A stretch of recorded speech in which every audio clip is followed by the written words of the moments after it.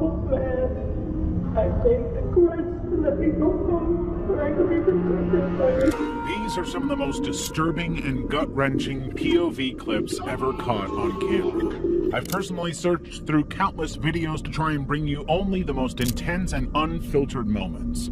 Some of these are so extreme that they've been wiped from the internet, so as always, viewer discretion is highly advised. Level 1. Man discovers lost GoPro. In July 2019, YouTuber Rich Aloha was scuba diving in Foster Falls State Park, Tennessee, when he made a shocking discovery. He had been hunting for treasure but found nothing more than a GoPro camera buried in the mud at the bottom of a lake near a waterfall. It turned out that the GoPro belonged to Richard Ragland, a 22-year-old man who had tragically drowned at the same location 2 years earlier in 2017. He was spending the day with friends, swimming near the waterfall when he went underwater and never came back up, just days before his 23rd birthday. But what made this discovery so incredible was that the SD card inside the camera was still intact and functional despite being submerged for a full 2 years. When he checked it, Rich discovered that the footage on the card captured Ragland's final moments, showing him smiling, swimming, and enjoying his day with friends. At the time, Rich had no idea who the man on the tape was, but he soon remembered that he had been told all about Ragland's death by park rangers. This was likely the young man's lost camera. Determined to do the right thing, Aloha spent hours researching online to find a way to contact Ragland's family. Eventually, Aloha succeeded in reaching out to Ragland's parents, Robin and Gary McCreer, who were overwhelmed by the news. They had previously been sent a thumb drive by park rangers containing some of the final footage of their son, but it had apparently been stolen in transit, meaning they never got any closure on his death. Aloha eventually met with the McCreers to return the GoPro and its contents, making for an emotional moment. The family was grateful for the opportunity to see their son living life to the fullest in his final hours. Robin McCreer expressed her appreciation for Aloha's efforts, saying that his persistence in contacting them means the world to us. Aloha, who considered his diving adventures a form of ministry, felt that he was divinely led to this discovery. He described the experience as indescribable and stated that he doesn't think there's ever been a more impactful find. Exploration of the Bohemian Grove. YouTuber Dancer1 conducted a daring investigation into the secretive Bohemian Grove, a private 2,700-acre campground in Monte Rio, California, owned by the elite Bohemian Club. Well, at least that's what we know to be true. For years, the Bohemian Grove has been the focus of conspiracy theories due to its highly exclusive nature and elite membership. Very few people are allowed to join, and those that do are rarely ever heard from again. That tight-knit secrecy has led to a host of claims of satanic rituals and allegations of youth abuse, which have surrounded the club for as long as it's existed. But Dancer1 wanted to know for sure. He waited until the off-season when it was colder and fewer members would be visiting the campground. Using a kayak, he carefully crossed the Russian River and entered the property undetected. After navigating the dense trees and the uneven, steep terrain, he eventually reached the heart of the campground, only to find it was far, far more unsettling than even he expected. Right before him, he saw the infamous 40-foot owl statue, which serves as the centerpiece for the club's annual cremation of care ritual, a slightly unsettling annual tradition that nobody gets to see. But the further into the grounds he got, the more and more surveillance Dancer1 saw. Video cameras and security guards everywhere, and that was just what he could see. There could be motion-activated sensors anywhere, and the consequences of breaking into the world's most secure cult could be deadly. So he left.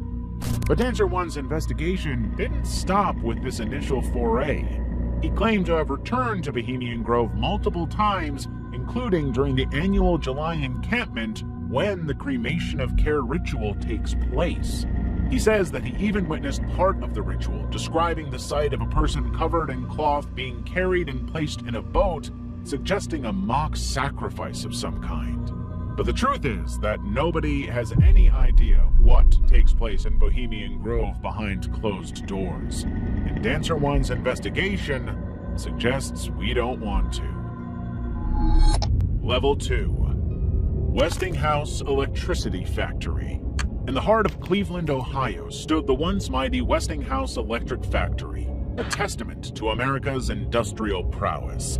This colossal facility, which had churned out everything from metal casings to lighting equipment, was once among the largest factories in the United States. But in 1979, the production lines fell silent and the factory doors closed for good, leaving behind a giant shell of its former glory.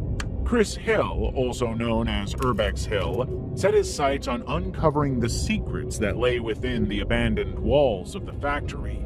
He wanted to discover the remnants from the factory's heyday, frozen in time for over 4 decades. But before he even got into the building, Chris got an ominous sign. The sound of gunfire, a shootout not far from their location.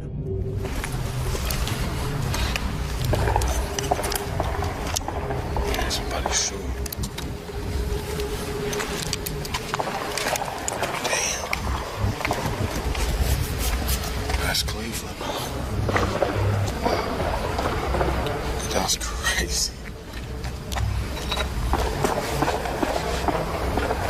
It's not even that far away from here. Oh shit, that sounds like a shootout. But it wasn't enough to stop him. He wanted to see inside the factory.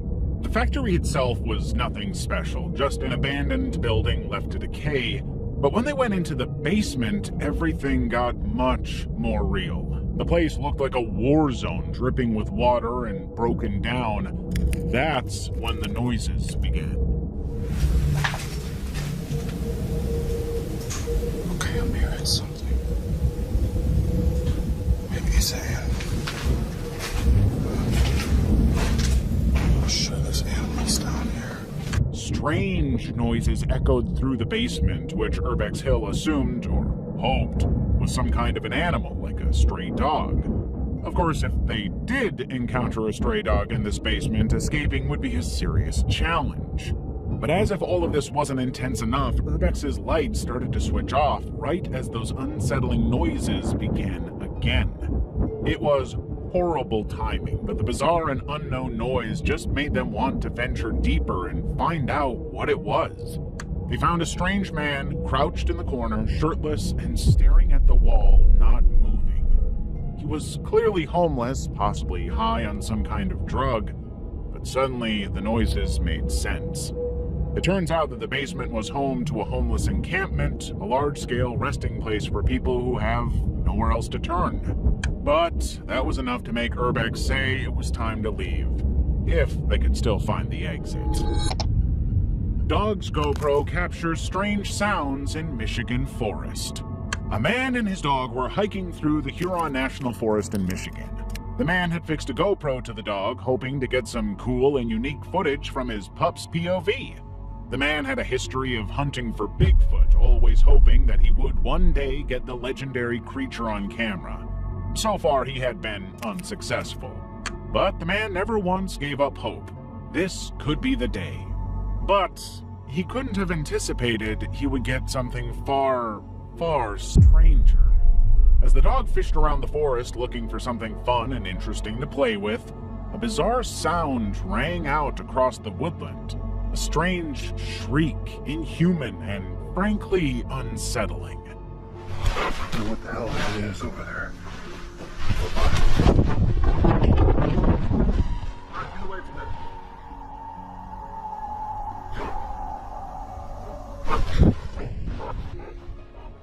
It sounded nothing like any other known animal sound in the world, something more demonic and screechy. The dog heard it right away, and the man soon heard it afterwards, but he had no clue what the animal could possibly have been. The noise just got louder and louder, and more intense to boot. As the dog started going toward it, the man decided that they had to leave. It was too dangerous to go and chase the sound of an animal they had never heard before. When the video was eventually uploaded, the man's followers identified the sound as an Aztec death whistle, a bizarre and sinister old whistle once used by the Aztecs for sacrificial purposes. It emits a sinister, haunting, and frankly terrifying screeching sound, exactly like the one the man and his dog heard.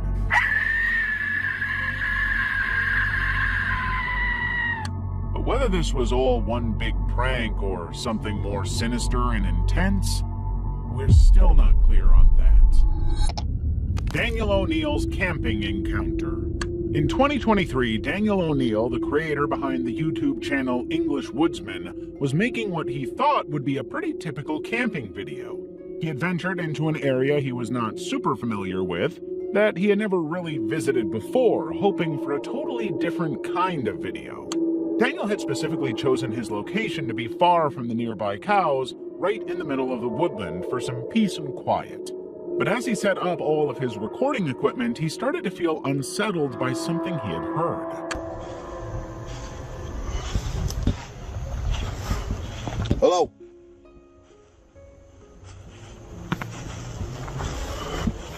Hello?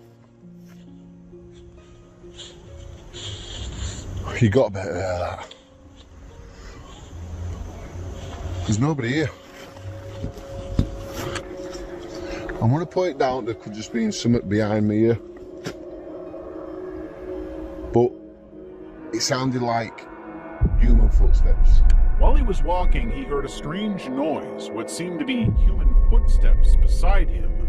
But he was all on his own, and if there had been someone walking near him, he would have been aware of it. The overthinking was bothering him. He couldn't spend an entire video obsessing about it, but the noises didn't stop. Not for a second. After his tent was set up and he was inside, he suddenly heard another mysterious sound outside. What seemed to be someone walking past his tent. He dismissed it again, convinced that he was now just hearing what he wanted to hear, but when he played back the recording, he confirmed that the sound was real. Yet, nobody was in the area. By this point, his anxiety was rapidly increasing, noticing more and more bizarre noises outside of his tent. But every time he checked, he saw nobody nearby. And the sounds picked up on the recordings seemed impossible. Dry footsteps, despite the wet, muddy conditions. No matter how much he convinced himself that he was just hearing things or making it up, Daniel kept hearing the noises. He knew he had to find another spot to camp outside of the woods. He later described the noises that he had heard as being animal-like, but impossible to describe in any more specific way. All he knew was that he had to get out of there as quickly as possible. He would never come to know what the noise was. Level 3. Fake cop traffic stop. It was just after midnight on a September night in 2019, and an Albuquerque Police Department officer was driving home when he noticed what seemed to be a traffic officer conducting a stop near 4th Street and I-40. The traffic cop had pulled over an SUV and was in the process of interrogating the driver, but something about it rang strange to the APD officer. For one thing, the traffic stop officer wasn't driving a regulation vehicle, he was driving a civilian car with red and blue flashing lights. For another, he was wearing plain clothes with nothing even remotely police-like other than a strange star-shaped badge on his belt. And the biggest and strangest issue of all, he just happened to look very young. The APD officer decided to approach the traffic cop and get some answers, believing that he would have identification that could clear the whole thing up. The traffic officer introduced himself as Brendan Wazinski, a cop that had worked for the Bernalillo County Sheriff's Office for 3 years. He had stopped the SUV for allegedly traveling at 120 miles per hour on the highway, but something was still really off. And the more that he questioned Officer Wazinski, the more that feeling continued to grow. Officer Wazinski couldn't produce proper identification. His birth year, 1994, didn't match the registration of his vehicle, suggesting that wasn't his car. And he wasn't wearing appropriate police attire or equipment. Only at this point did Wazinski admit that he was not, and had never been, a cop. I'm just going to be straight up honest with you. I'm not a cop. Okay. Okay. I'm just getting. Where'd you get that badge from? I bought it offline. Okay. Do me a favor, stay in here, okay? For a second. He had purchased the badge online and fabricated his story about being a deputy, expecting to get away with it and secure a bribe from the people he was pulling over. Wazinski was arrested and charged as an adult with impersonating an officer. During questioning, he changed his story multiple times, at one point claiming the badge belonged to his deceased father, a claim the sheriff's office couldn't verify. In the end, all that they knew was that Wazinski had lied about being an officer, but everything else remained a total mystery. Fishing next to an active dam. In 2022, a YouTuber called Skylar, or The Sky Life, decided to make a fishing video. But he wanted to go fishing in a unique and different spot, settling on a bank next to the very active Phoenix Dam. The signs all over the area had warned of danger, urging people not to fish in the water. The official guidance was that there would be 3 loud sirens signifying that the dam was about to release and flood, but Skylar didn't care. He thought the odds of that happening were so low that it was almost irrelevant. At first, Skylar's experience was incredible. After a series of failed fishing attempts, he was getting a whole bunch of impressive catches. Smallmouth and largemouth bass were coming in left and right, and he believed he was about to catch a real big one. A giant, unidentified fish that nobody had seen before. But the fishing trip was suddenly interrupted by a loud, blaring noise. A siren.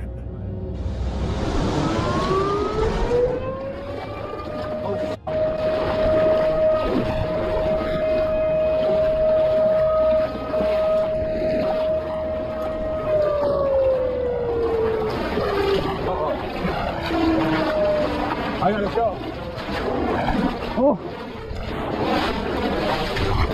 I got 2 more sirens. I'm almost back. Skylar knew instantly that wasn't good, but then it was followed by a second siren. Knowing that the water was about to be released in a very, very dangerously quick gush, Skylar had to rush over the slippery rocks to safety, the exact situation the signs had warned him about. He had to stay calm even though they were mere moments away from being completely obliterated. When he finally got to safety, he realized that there was no third siren coming. The entire thing had been a false alarm, possibly triggered to deter him from fishing in the area. The water wasn't rising, nor was it ever going to rise. In his rush to escape the scene, Skylar had injured his leg, another risk that the signs had warned him about. He had a good time fishing while he did, at least. Despite initially dismissing the warnings that had been laid out all over the area, Skylar finally had to admit that he should have listened. He told his viewers to respect the warnings, to be safe, and to not go fishing next to an active dam. Orca encounter. In Norway, a group of tourists climbed on board a big wooden boat heading out into the fjords in hopes of seeing some orcas in the wild. Of course, there was no guarantee that they would be able to see any, but just as the sun was starting to go down, they had some luck. An orca passed by their boat, and then another, and another. Within a matter of minutes, they found themselves in the middle of a massive pod of whales with dozens and dozens of the orcas surrounding them and passing peacefully. It was an incredible view, but of course, everyone was terrified. The killer whale is one of the biggest animals on the planet, an apex predator that has more than earned its reputation in the world. And while they don't usually tend to attack humans, there have been multiple cases of that happening. In 1972, a surfer in California was bitten on the leg by an orca but survived. In 2005, a 12-year-old boy in Alaska was bumped by an orca while swimming but not injured. And in 2014, a diver in New Zealand was pulled underwater by an orca grabbing his catch bag but escaped unharmed. All other cases of humans being attacked or killed by orcas have happened in captivity. But that doesn't mean that seeing this many this close is not terrifying. Fortunately for these people, the orcas had no interest in harming them. Hidden basement discovered. A man had recently moved into a studio apartment in England, having agreed to rent it without even seeing it once. The cost of living in the UK had skyrocketed, and all he really wanted was a small, nice space for an affordable amount. But when moving day arrived and he came to see his new home for the first time, he started to realize exactly why the rental price was so low in the first place. The whole vibe of the place was strange. It was a beautiful old building with high ceilings, a 19th century monastery-type design with mirrors everywhere. But the bedroom was so small that he couldn't even stand up. But none of that was anything compared to the strange handle in the floor. He believed that the apartment was built to contain some additional underfloor storage. But when he opened it, he found that it went much deeper than he had anticipated. Alone in his home at 10 p.m. with nothing more than a camera and a torch, he ventured down into what he described as the dungeon of the house. The dungeon was covered in graffiti with a bricked-up window, a bizarre trench with a grate that he suspected was a burial ground, and what appeared to be a brick seat or a sacrificial altar. It had all the hallmarks of some kind of ceremonial sacrifice dungeon. But the dungeon was even bigger. The further he got, the more it became clear why the rental price was so low. Anyone who came to see the property would have seen the sacrificial room and fled. The dungeon was wired for electricity, and he could hear the sounds of the neighbors upstairs who most likely have no idea about what is going on right under their own homes. A newspaper left behind was dated 1984, suggesting that the place was in use for a long period of time. But what it was used for, we'll never know. And I don't think this guy really wants to know. Creepy satanic bridge. In the summer of 1999, Chris Childrey was producing a report for the George Washington High School art and literary magazine, Wantes, shooting footage of the aptly named Satan's Bridge in Virginia. The footage opened with shots of animal carcasses, some of them as fully intact skeletons, some of them simply remnants shoved into a trash bag and left in a ditch. While there was no way to know for sure, the presence of deer suggested that this was the work of hunters who had no purpose for the animals they had so cruelly murdered. But the more Chris recorded footage, the more convinced he became that this may not have been the work of hunters at all. This may have been people performing ritual sacrifice in the name of Satan. This may seem like a stretch, but when he ventured under the bridge to investigate further, Chris found all the proof that he could have hoped to find. He had found 5 stones arranged in a pentagram formation with sand and ashes in between, a typical formation for occult practices. He discovered a burned piece of paper identified as a religious tract with John 3:16 on it. And next to it all, black candles, typically associated with satanic rituals, were also present in the area. All of the hallmarks of occult practice were present. And while he never filmed them out of respect, Chris had seen multiple dead human bodies around the bridge throughout 1999 and 2000. An unsettling pattern that only further convinced him that Satanists were in action all over Virginia. They were sacrificing living things to appease Satan. Chris eventually stopped visiting the bridge entirely, freaked out by what he had seen over the years, but in the years since his footage, Satan's Bridge has become more of a casual hangout spot for teenagers, with less openly satanic practices taking place. At least, that we know of. Level 4. Sophia McKenna and Spencer Mugford. In the early hours of May 27, 2018, Sophia McKenna and her friend Spencer Mugford embarked on what was supposed to be an adventurous night out to the new London Ledge Lighthouse. Spencer was a student at the University of Connecticut Avery Point campus in Groton, a campus well known for its marine credentials. The two of them took a white and blue 14-foot sunfish sailboat without a mast from the school's marina and began paddling toward the lighthouse, located about a mile offshore. Around 2 a.m., Spencer posted a photo on Snapchat showing Sophia at the lighthouse. This would be the last known communication from either of them. Between 2:05 a.m. and 2:09 a.m., Sophia's mother, Michelle McKenna, received 7 missed calls from Spencer's phone. Unfortunately, she was asleep and didn't see them until later. When neither Sophia nor Spencer were heard from the next day, their families filed missing persons reports. The Coast Guard, along with state and local agencies, launched an extensive search operation covering 2,025 square miles over 71 hours. 2 days after their disappearance, the hull of the boat they had used washed up on a beach in New York, but they were nowhere to be found. On June 8, 2018, a boater made a grim discovery. Spencer's body found floating in the water about 2 miles south of Avery Point. The cause of death was determined to be drowning. Despite extensive searches, Sophia has never been found. At the time of her disappearance, she was 5'9", weighed 130 pounds, and had brown hair and blue eyes. She had several distinctive tattoos, including phrases on her foot and ankle, a crescent moon on her waist, and cherry blossoms with a butterfly on her shoulder. All distinctive, easily recognizable traits. None of them were seen. Investigators theorize that after docking at the lighthouse, the boat may have come loose. Spencer, a strong swimmer, might have attempted to retrieve it, but struggled in the cold, dark waters. Sophia, not being a strong swimmer, may have tried to help him, leading to both of them getting into trouble. The disappearance of Sophia McKenna remains a mystery. Her family continues to hold on to hope that she might still be alive, maintaining a Facebook group called Finding Sophia McKenna to keep her case in the public eye. Missing kids in the woods.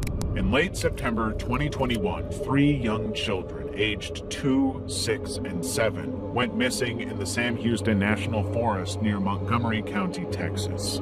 The children had taken a commonly used trail connecting their homes, but diverted from the path to play in a dry creek.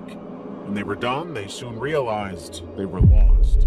The Montgomery County Sheriff's Office received the initial report of the missing children around 7:55 p.m. on Thursday. But as night fell and rain set in, concerns for the children's safety grew. They had to be found quickly, or they might not be found at all. A large-scale search operation was launched involving law enforcement agencies from several jurisdictions, fire department personnel, Montgomery County Search and Rescue, helicopters, drones, and canine tracking dogs. Throughout the night, search efforts continued in the dense forest area, searching in every single area they could. The children, following advice their parents had given them, took shelter under a fallen tree and stayed in one spot, waiting for help to arrive. On Friday morning, a local volunteer familiar with the forest set out to search for the kids. Around 9:30 a.m., he located the children in an area at least a mile from where they were thought to have entered the forest. Initially struggling with poor cell service, the volunteer eventually contacted 911. Dispatchers triangulated his position and directed Sergeant Jason Smith of the Montgomery County Precinct 2 Constable's Office to their location. Body cam footage captured the moment Sergeant Smith found the children and the volunteer. Hey, Jason's good. He's good. Kids, I'm the police. Are y'all ready to get out of the woods? Come on, buddy. Let's get out of here. You got cheeseburgers in your car? We're going to get something to eat. Okay? You want to hold my hand? We'll get out of here? Come on. Smith led the group out of the dense forest using his phone's compass for navigation. When his phone stopped working, he had other responders activate their sirens to guide him in the right direction. After about a 20-minute hike, they emerged from the woods and reunited with the waiting first responders. The children were evaluated by Montgomery County EMS personnel and confirmed to be uninjured before being reunited with their relieved families, marking a massive victory for what could have been an unimaginable tragedy. GoPro captures sounds in a cave. The action-adventure twins had hit on something big. In the middle of nowhere, somewhere in the Appalachian Mountains, they had found an inexplicable pipe in the middle of the forest. Now they were back to find out what exactly was inside. It took the twins 3 hours to hike their way into the mountains through the poison ivy and far enough into the middle of nowhere to find the pipe. Tying a string around their GoPro, they slowly lowered it into the pipe. But, much to their surprise, it just kept going. and going and going. The sounds they got were nothing special, just the sound of metal for a while. Then everything changed. They could hear water down there. But whenever they shined their flashlights into the pipe, all they saw was another pipe at the bottom. One that the GoPro never seemed to hit. The twins were convinced that there was some kind of cave system below, some river or small body of water. But the weirdest was about to happen. The GoPro began to pick up strange sounds, inexplicable heavy breathing and footsteps, as though the GoPro had landed right next to somebody.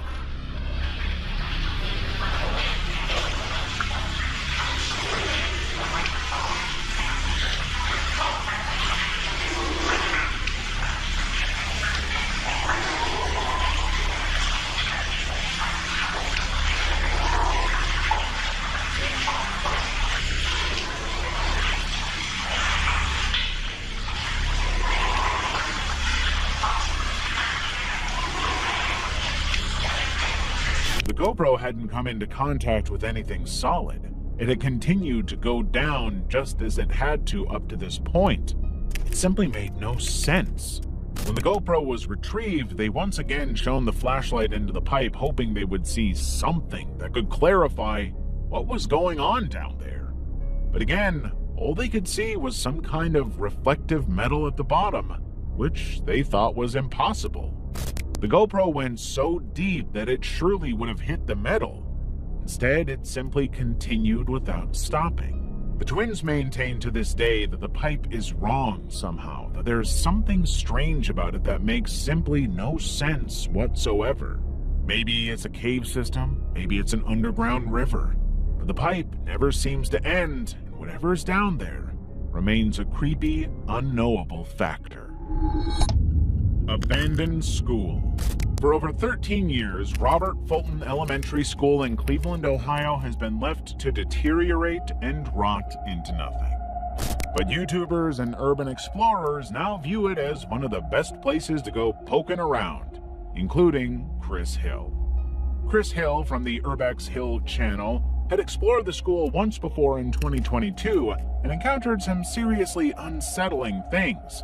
But 2 years had passed, and he wanted to see how much things had changed, and just how deteriorated it had become. When he entered the building at 1 a.m., he soon realized that the place had deteriorated quite a bit, to the point of total structural instability. The stairs under his feet creaked so badly they could collapse at any moment. The upper level of the school was seemingly on its last legs, but Chris was looking beyond that and seeing much more concerning warning signs. There were scribbles on the wall everywhere he turned, ominous messages like "Don't explore alone" and "Keep out," suggesting that people had been here not long before. In the classrooms, he found evidence that people had been squatting inside the school, possibly as recently as the night before. He had heard noises in the school from the second he entered, but he had seen nobody. And against his better judgment, he decided to press on and explore further. Unfortunately, he was about to encounter the one thing that he could never have counted on: a screaming man.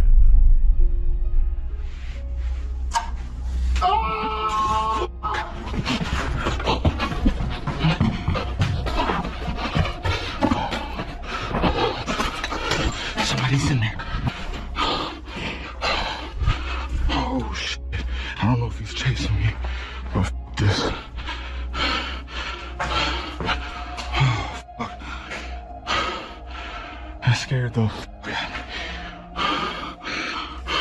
Chris had no idea who the guy was, where he came from, or what he wanted, but it was enough of a warning to get him the hell out of the place. When he finally got out of the school, Chris reflected on the whole experience, concluding that the guy was most likely a squatter. He was probably worried that Chris was robbing him or taking over his territory. But when he went back to review the footage later, he realized that he was never actually on his own. The figure had been seen earlier in the background, quietly shifting from one room to another, always keeping an eye on Chris. Level 5. The Note and the Bras. It was August 2020, and a man named David was using the Randonautica app, a unique application designed to generate random coordinates for the user to go and explore. David believed that the coordinates he had been given would lead him to something fascinating, exciting even. But when he reached the site, he found something that was completely unsettlingly creepy. The location was a mess, with a fire pit sitting right in the middle of a clearing and some strange items all around. Multiple bras were perfectly arranged on a tree branch, scattered condom packages were littered on the floor, and a handwritten note requested a cell phone number. David knew that this whole thing was creepy and kind of messed up. The bras and condoms suggested some kind of intimate adult activity, but the fire pot was an unsettling addition to the whole thing. He started to feel as though many women had come to this very spot only to be harmed and sacrificed. And even though he knew that the smart thing would be to turn and leave without even stopping to think, he put his number on the note as requested, leaving his personal contact information behind. In his mind, this would be the first step in a long adventure, or a total unrepenting nightmare. David didn't hear anything back for a while. He thought that the whole thing was totally futile, some weird prank that would never go anywhere. But then, out of the blue, he got a text message from an unknown sender. When he opened the message, David was horrified and deeply unsettled to discover that the sender had sent him his own home address. David knew that he had only put his phone number down, but now he was convinced that he was being stalked. Nobody knows what happened to David after this part of the story, and many unanswered questions remain about the scene that he found in the woods, but none of them can ever be answered. And those who do know the answers likely aren't around anymore to share them. Abyssal, Tor Eckhoff. Tor Eckhoff, or Abyssal as he was better known on YouTube, was a massive social media star. With a 1.2 million strong following on YouTube and content with over 389 million views, he had made a name for himself by showing off travel videos showcasing the beautiful landscapes of his home, Norway. But Abyssal was not just your run-of-the-mill travel content creator. He wasn't interested in only showing the gorgeous landscapes of his homeland. He would film himself performing dangerous, unthinkable stunts, usually involving ice skating on thin ice, diving into icy waters, and drinking vodka in extreme conditions, and his followers loved him for it. One day he posted a video titled, "I am not dead, I am 57 today."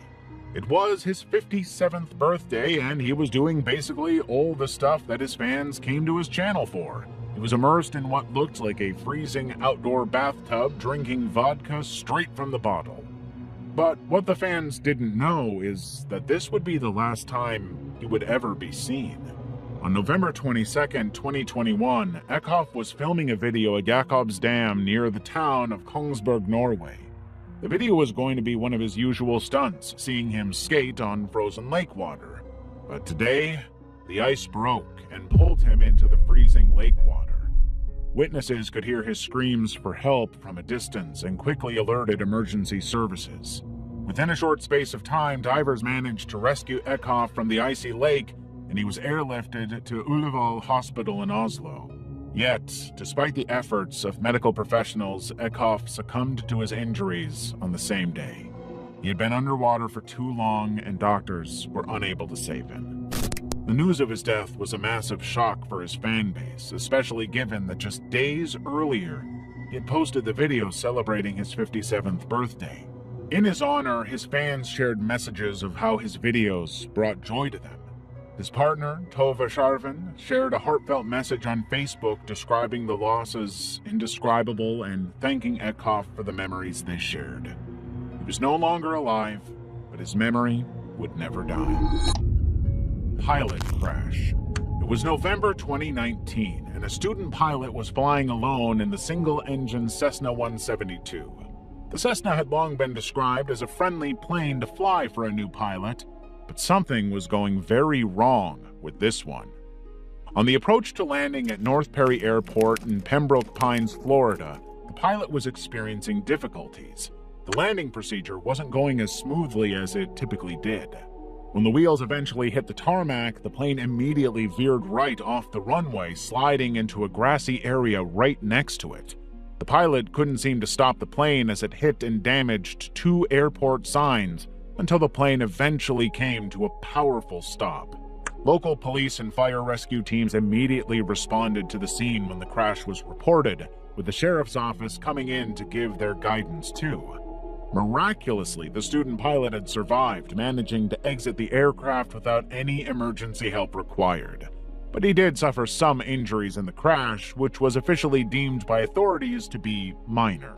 As a precautionary measure, emergency services transported the pilot to a local hospital with what were described as non-life-threatening injuries. But as it turns out, this was not the last crash to take place at North Perry Airport. Since this incident in 2019, multiple other planes have crashed at the runway, suggesting a sinister and eerie pattern of misfortune, and not all of them have been so lucky. In 2022, an instructor and a student both died in a plane crash on the runway. In 2023, another student pilot survived a near-fatal crash, escaping with spinal cord injuries. And in 2025, the plane landed on its roof after crashing in a freak accident. Every single incident has been on the same runway, always in broad daylight and in perfect flying conditions. Many have come to believe that the airport has some unique curse on it, seemingly the only explanation for so much misfortune. Level 6. Body stain in an abandoned house. It was 2020, and urban explorer Rhythm Rider was about to delve into his latest exploration target, an old abandoned home that once belonged to a woman who died under mysterious, tragic circumstances. Ryder didn't know how the woman had died, but her house had become a popular spot for urban explorers who were always shocked by the condition within. The second Ryder stepped inside, he understood why.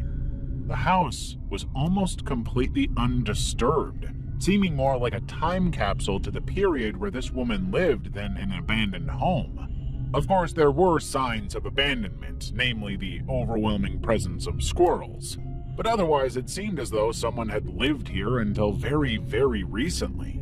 Ryder explored the entire house from the upper bedrooms to the lower basement, taking in the entire residence and slowly piecing together the story of this woman's life. She was an avid smoker, as seen by the nicotine film. Her husband had died before she did, and she had multiple gun cases throughout the house, suggesting she and her husband were very protective.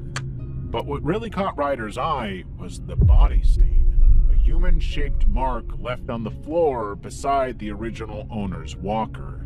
That's when he realized the woman had died right there where he was standing. She likely took some kind of fall and simply never recovered. In fact, she probably lay there for hours or even days before anyone found her. Her belongings had been rifled through, suggesting that someone did eventually come to collect her things. But that body stain messed Ryder up. He had to stop filming for 20 minutes just to process the realization that he was staring at the exact place where a woman lost her life. That's when he started to piece everything together. All of the gun cases were empty, suggesting that someone had come into the home and ransacked them. Maybe that happened after she died, but maybe it happened shortly before. Maybe it was even the reason that she died. Dangerous wires on Rampart Range trails.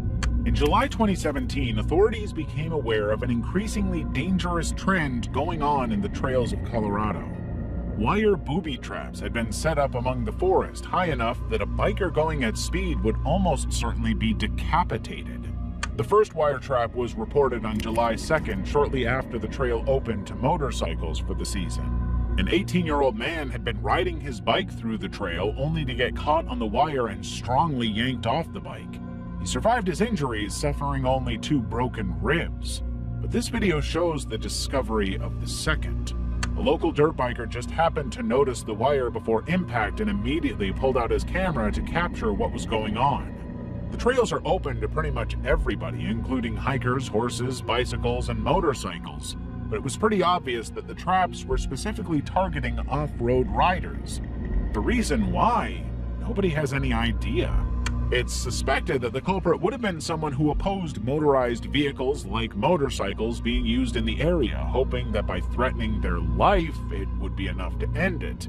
But instead, all they did was almost end someone's life to prove their point. As a precautionary measure, the U.S. Forest Service temporarily closed the trail to all users while the investigation continued, but the outrage spread almost immediately. It turns out this is not the only incident in Colorado. For years now, unknown culprits have been doing everything they can to try and dissuade bikers from using the trails. The decapitation wires are only the most recent in a long series of booby traps. Authorities have also been called out to investigate the use of spike strips used to dangerously pop the tires of the bikes and send the riders careening off the trail, possibly to their deaths. Other incidents have seen holes being dug and barely disguised for the same reason. It's obvious that someone in Colorado wants to put an end to the bikers on the trails, but exactly who those people are remains an open question for law enforcement. Jacob Cockle. It was May 28, 2013, and in Cornwall, England, a 28-year-old photographer named Jacob Cockle was on his way to see a real-life whirlpool. Jacob was hugely successful for his age, thanks to his daring approach to photography and his love of the ocean. He had captured some of the most incredible, award-winning images in British journalism, all because he was not afraid to risk his life for the shot. That bravery had just won him a 28,000-pound trip to Antarctica. But before he went, he wanted one incredible shot. Jacob had gone to Carsnew Pool, a notorious area for whirlpools, with his friend David Rain. David was going to film Jacob as he swam inside the whirlpool, an exceptionally dangerous plan, and one that signs all over the pool strongly warned against due to the strong currents. But just to make the footage even more incredible, Jacob insisted he would be wearing a plastic horse's head. When he got into the water, Jacob managed to avoid being pulled down by the current by swimming backward, a trick that allowed him to enjoy the thrill with minimal risk. But he wanted a better shot. He wanted underwater footage. Using a GoPro camera, Jacob dove beneath the surface for one last shot, but he would never resurface. When Jacob didn't come up, David started to panic. He went searching the area, looking into the drainage tunnel in hopes that Jacob had washed up, but he didn't. There was no sign of Jacob anywhere. Then, David spotted him, floating face down in the water at the other end of the pool. Despite immediate efforts to save him, including CPR administered by David and a passerby, Jacob was pronounced dead after being airlifted to the Royal Cornwall Hospital. The coroner's report concluded that Jacob had died from drowning, with trace amounts of ketamine found in his system, though not enough to cause intoxication. Jacob's death was ruled accidental, with the coroner acknowledging him as a competent swimmer but also a calculated risk-taker.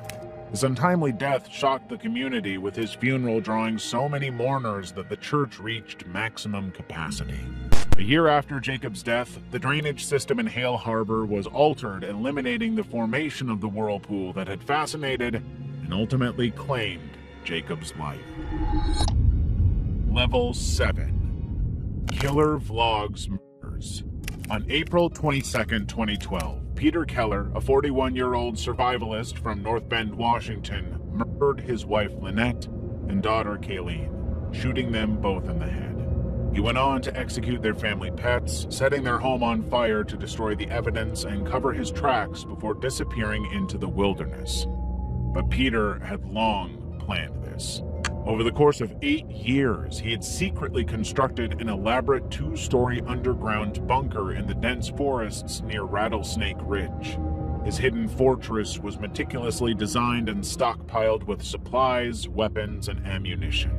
He was convinced that the apocalypse was around the corner and that it would be merciless and brutal on just about everybody.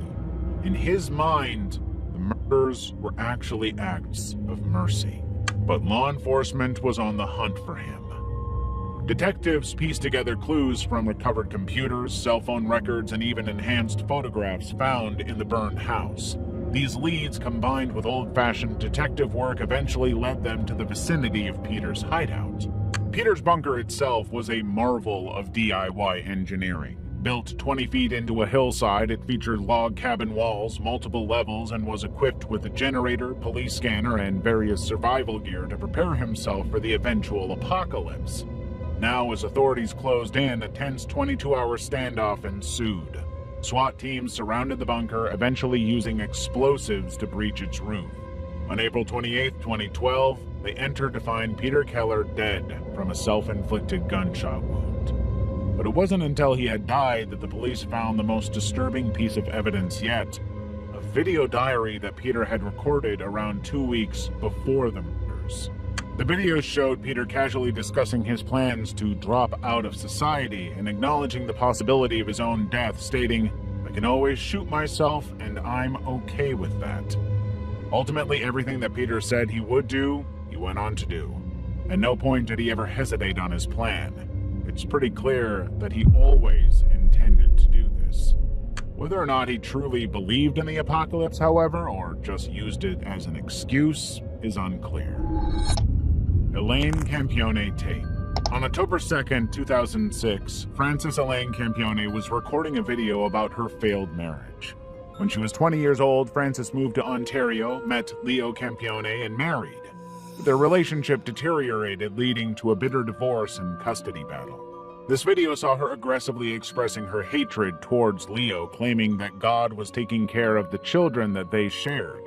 The ominous words were intense, but the reality behind them was far, far worse. 3 years of physical, emotional, and mental abuse that I endured tremendously by Leonardo Campione, and in the past year from Anna and Diego Campione, the mental and emotional abuse, which wouldn't stop, and I had CAS keep bringing these two people into my life over and over again when I kept telling them the amount of mental and emotional abuse it was causing my 3-year-old daughter Serena and I and Sophia. It was horrible and uncalled for, and I want justice to my family for what they have all done to us. I cried out for help. They should have charged him for the assaults he did to me, the assaults he did to my oldest daughter Serena, and they did nothing for us. Their 2 young daughters, Serena and Sophia, no older than 3 years old, were both dead.